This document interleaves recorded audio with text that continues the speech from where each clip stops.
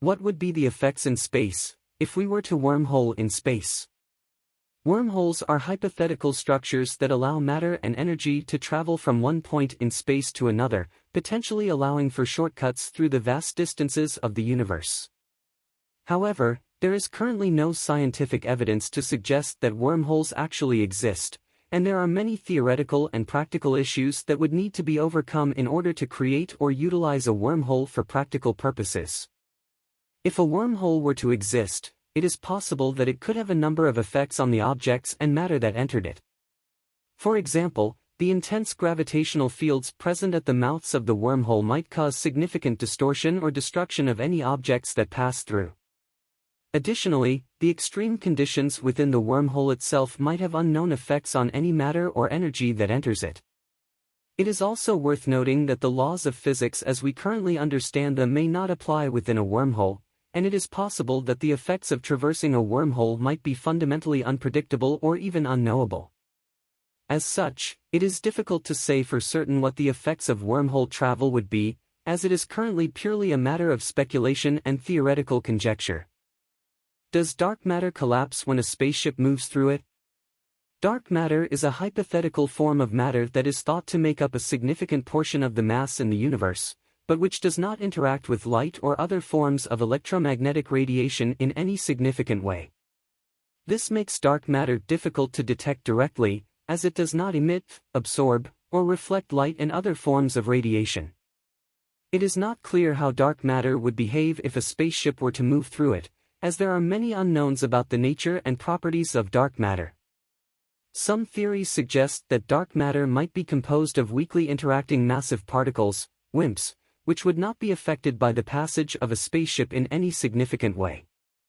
Other theories propose that dark matter might be made up of more exotic forms of matter, such as cosmic strings or black holes, which might have more complex interactions with other matter and energy. Given the current state of our understanding of dark matter, it is not possible to say for certain how it would behave if a spaceship were to move through it. More research and observations will be needed to gain a better understanding of this mysterious and poorly understood form of matter. How many filters have we looked at space with? What kinds? Astronomers and scientists have used a wide variety of filters to study space and the objects within it. Filters are used to selectively transmit or block specific wavelengths of light, which can help to highlight or suppress certain features or characteristics of an object. Different types of filters can be used to study different aspects of space, such as the composition, temperature, and motion of celestial objects. Some common types of filters that have been used to study space include spectroscopic filters. These filters are used to analyze the spectrum of light emitted or absorbed by an object, which can provide information about its composition, temperature, and other properties. Photometric filters. These filters are used to measure the brightness of an object at different wavelengths, which can be used to study its temperature, size, and other characteristics. Polarizing filters. These filters are used to study the polarization of light emitted by an object, which can provide information about the object's magnetic field and other properties. Interference filters. These filters are used to selectively transmit or block specific wavelengths of light, which can be used to study the spectra of objects in detail. There are many other types of filters that have been used to study space, and new filters are constantly being developed to enable new and more detailed observations of the universe. What new filters are being developed right now?